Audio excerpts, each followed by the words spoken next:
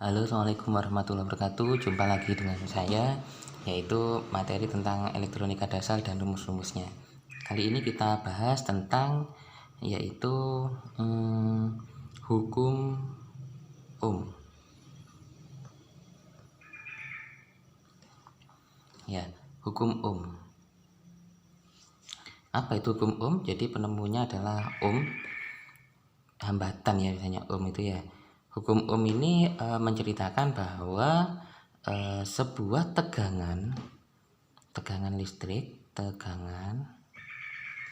dengan simbolnya adalah V, berikutnya adalah arus atau current dengan simbolnya adalah I, dan berikutnya adalah ada hambatan atau resistansi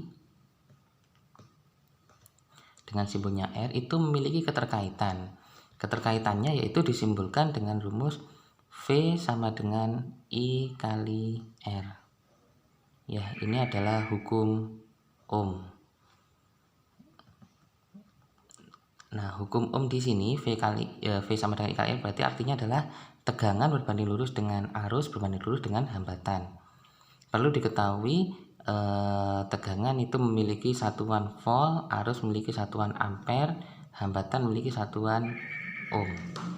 Nah, ini bisa kita bolak-balik. Jadi misalkan kita ingin mencari arus, berapa arusnya itu secara cepat kalau saya buat sebuah segitiga.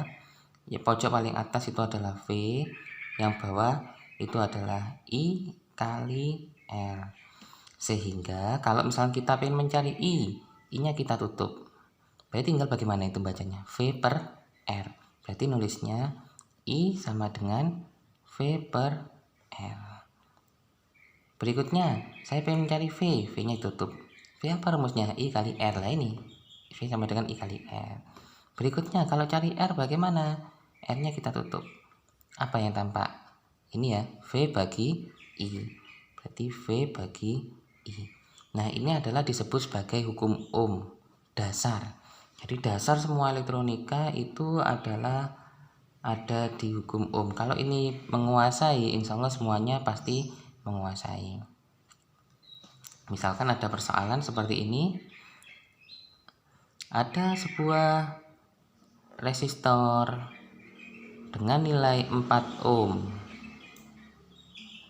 Ya, mendapatkan arus I sama dengan 2 ampere. Ditanya berapa tegangannya? Berarti dijawab, kita cari tegangan, berarti ditutup V-nya. Berarti tinggal I kali R. Berarti V sama dengan I kali R. Sehingga memunculkan hasil I-nya adalah 2, R-nya adalah 4, hasilnya adalah 8 ohm. Seperti itu. Ya, pengembangan rumus yang lainnya adalah misalkan saya memiliki yang namanya 2 buah resistor dipasang pada sebuah tegangan. Nah, resistornya adalah 2 ohm, yang ini misalkan 8 ohm.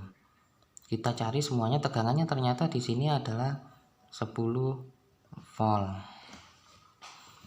Berarti kalau ada rangkaian ini, otomatis apapun yang ditanyakan kalian harus mengetahui bahwa setelah baterai itu pasti ada arus yang mengalir, disebut sebagai I total. I yang masuk di R1 disebut sebagai I1, I yang masuk di R2 disebut sebagai I2. Jadi kalau ada tegangan, ada hambatan, otomatis kita mencari yang namanya arus. Berarti I total, I yang dicari, coba I-nya tutup, berarti V per R. V total dibagi R. Berarti sama dengan V totalnya berapa? 10. Nah, R totalnya, R-nya total berarti ini terpasang apa ini? Lurus ini. Seri ya. Berarti di sini adalah R seri. Ya, berarti sama dengan 10 dibagi, kalau seri tinggal ditambah 2 tambah 8. Berarti hasilnya adalah 1 ampere. Berarti I total adalah 1 ampere. Berapa I1? Karena satu jalan ya. Lawang yang ini aja 1 ampere. 1 ampere. Berarti di sini lewat ke sini juga 1 ampere, lewat ke bawah juga 1 ampere. Berarti I1 adalah 1 ampere, I2 adalah 1 ampere. Pertanyaannya misalkan ditanyakan berapa tegangan di titik ini, misalkan A, B, C, ditanya berapa tegangan BC, VBC berapa, berarti VBC rumusnya V, I kali R, berarti arus BC berarti arus 2, I2 kali di BC hambatannya apa, ini ya 8 ohm, berarti sama dengan 1 ampere kali 8 ohm, berarti ketemu jawabannya adalah 8 volt. Ya, itu. Contoh lagi yang lainnya. Misalkan saya memiliki rangkaian yang agak rumit sedikit penerapan hukum Ohm. Ini terpasang secara seri dan paralel. 2 ohm, 2 ohm, 2 ohm. Kita pakai yang mudah saja ya. Misal di sini adalah 9 volt. Kalau sudah bertemu seperti ini harus disederhanakan terlebih dahulu. Jadi V total kita sudah tahu 9 volt. Nah, R total itu adalah ini terpasang secara apa? Secara paralel. Ini secara seri. Berarti harus cari dulu R totalnya. Berarti R1, misalkan R1, ini R2, ini R3. Berarti ini kan nanti seri sama paralel. Berarti R1 ditambah R2 paralel dengan R3. Nah, ini paralel berarti ya, paralel berarti rumusnya adalah R2 sama R3 paralel berarti 1 per R paralel 1 per R2 ditambah 1 per R3. Berarti sama dengan 1 per 2 ditambah 1 per 2. Sehingga hasilnya adalah 2 per 2 atau 1 ohm. Berarti R total balik ya, ini 2 ohm dimasukkan 2, ini hasilnya adalah 1 ohm. Berarti hasilnya adalah 3 ohm. Ada V total, ada R total, ada V, ada R. Apa yang tidak ketemu? Berarti I. Berarti Anda bisa menemukan I total. Rumusnya adalah V total dibagi R total. Berarti sama dengan V totalnya 9 volt, R totalnya adalah 3 ohm. Berarti hasilnya adalah 3 ampere. Ya, jadi hasilnya adalah 3 ampere. Berarti ada arus yang mengalir ke sini. Berapa nilainya? 3 ampere. Di R1 kan satu jalan ya, berarti ini I1 nilainya berapa ya? 3 ampere. Ya, berarti I1 adalah 3 ampere. Berikutnya sampai sini hukum Kirchhoff. Ya, di sini menjadi I2, di sini menjadi I3. Berapa I2 dan I3? Langsung pakai rumus bagi arus yang sudah saya terangkan ya. Berarti I2 sama dengan ya ini berarti R3 dibagi R2 tambah R3 dikali dengan I1 atau I total ya. I1 atau I total. Berarti R3 2 per 2 tambah 2, 2 per 2 tambah 2 dibagi dengan arusnya 3 ampere.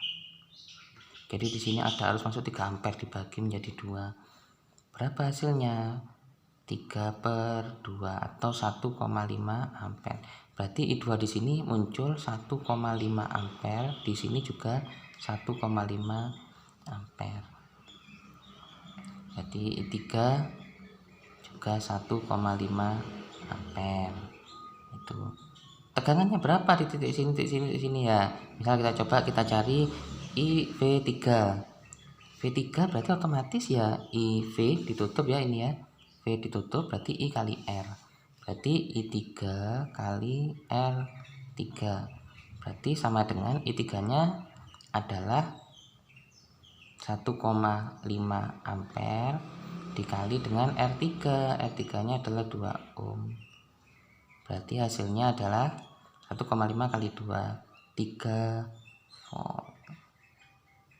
Ya, jadi di titik sini kalau kita ukur pakai avometer, ya hasilnya adalah 3 volt. Di sini otomatis juga 3 volt karena terpasang paralel. Sehingga kalau 3 volt di sini berapa tegangannya? Ya, berarti tegangan di sini ya tinggal 9 kurangi 3, berarti sama dengan 6 volt. Sudah selesai semuanya. Ya, begitulah caranya, walaupun agak ruwet, bisa dipelajari atau di rewind, dimundurkan sedikit. Assalamualaikum warahmatullahi wabarakatuh.